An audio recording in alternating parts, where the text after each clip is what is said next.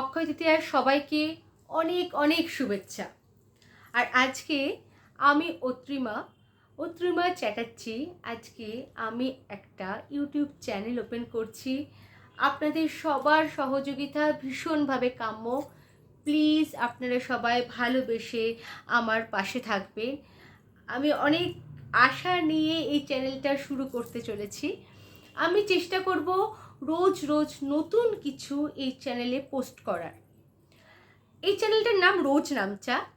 এই কারণেই এই চ্যানেলটার নাম রোজ নামচা রাখা হয়েছে, যাতে আপনাদের আমাদের আশেপাশের সমস্ত মানুষের দৈনন্দিন কিছু অসুবিধা বা যেগুলো মনে হচ্ছে যে সমস্যা হলেও হতে পারে, বা যেগুলো নিয়ে আমরা প্রায় ভাবি কিন্তু তার সলিউশন করে উঠতে পারি না, সেরকম ছোট ছোট সাবজেক্ট নিয়ে আমরা আসব।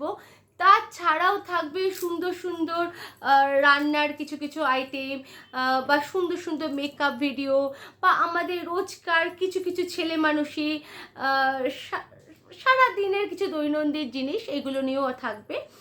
তবে অনেক কিছু থাকবে, কিন্তু সবার আগে যেটা কাম্য সেটা হলো আপনাদের সাপোর্ট। প্লিজ প্লিজ আপনারা সাপোর্ট করবেন। আমি সত্যি অনেক আশা নিয়ে, খুব মনে জোর নিয়ে আপনাদের কথা, আপনাদের সাহায্য পাবো এই কামনা নিয়ে এটা শুরু করছি।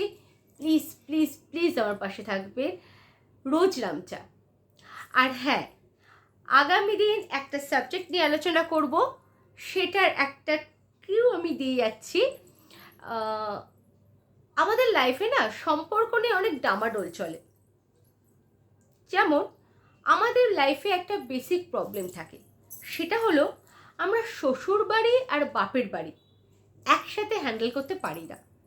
কিন্তু যদি আমরা দুজনকেই মনে করুন, আমাদের লাইফে দুটো ইন্টিগ্রাল পার্ট, মানে আমাদের শ্বশুর বাড়ি শাশুড়ি মা এবং আমাদের বাপের বাড়ি মা, দুজনকে যদি একসাথে রেখে ট্যাকেল করা যায় বা আমরা ট্যাকেল করতে পারি, সেই ছোট্ট টিপসটা কালকে আপনাদের সঙ্গে শেয়ার করব।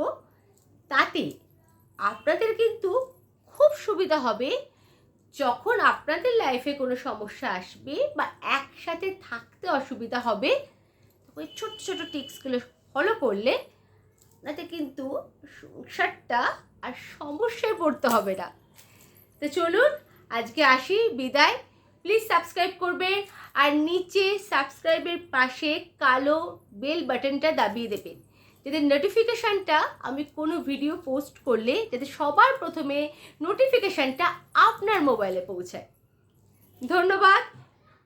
শুভরাত্রি, শুভ অক্ষয় তৃতীয়া। সবাই ভালো থাকবেন, আনন্দ করবেন।